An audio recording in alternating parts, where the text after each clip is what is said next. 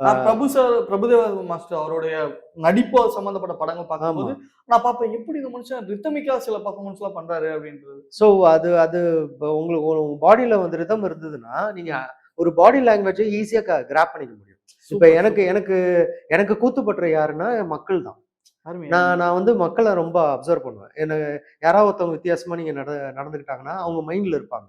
Register ஆயிடும். ஏதோ ஒரு கேரக்டர் பண்ணும்போது நான் அவங்கள வந்து அப்சர்வ் பண்ணி நான் அவங்கள அத யூஸ் பண்ணிக்கிறது. யூஸ் பண்ணிப்பேன் அந்த சீன்ல. ஸோ அதுதான் அந்த டான்ஸ் தெரியும்போது அது ஒரு நல்ல விஷயம். ம், ம். அதே மாரி வந்து ஸ்டண்ட் கத்துக்கிறது வந்து இப்ப யாருமே பண்றதில்ல. ம், ம். அது இப்ப என்னத்துக்கு எல்லாம் அப்படியே ஆன் அதான் ஸ்பாட்ல பண்ணிடுறாங்க டூப் அப்படின்னு இருக்காங்களா, அவங்க நினைக்கிறாங்க. பண்ணிடுவாங்க அப்படின்னு. இல்லங்க அந்த ஸ்டண்ட் என்னன்னா, நீங்க அடிக்கிறவனும் ஒருத்தன ஈஸியா அடிச்சிடலாம். ஓகேங்களா? ம். ஆனா அடிக்கிற மாரி பிரஷர் இருக்கணும். அவன் மேல படக்கூடாதுங்கிறது தான் ஸ்டண்ட்ல கத்துப்பீங்க. அதுதான் ஆக்டிங். எஸ். அதுதான் ஸ்டண்ட்ல கத்துப்பீங்க. சூப்பர். அது கத்துக்கணும் நம்ம. ம். அது கத்துக்காம ஜஸ்ட் லைக் தட் வந்து ஒரு ஃபைட் சீக்வென்ஸ் பண்ணும்போது, கத்துக் குடுக்குறவங்க அந்த மாஸ்டர்ஸ்க்கு ரொம்ப கஷ்டம். அதே ம். மாரி ஆப்போசிட்ல இருக்கிற பெர்சனுக்கும் ரொம்ப கஷ்டம். அவங்க நெறைய அடி வாங்குவாங்க.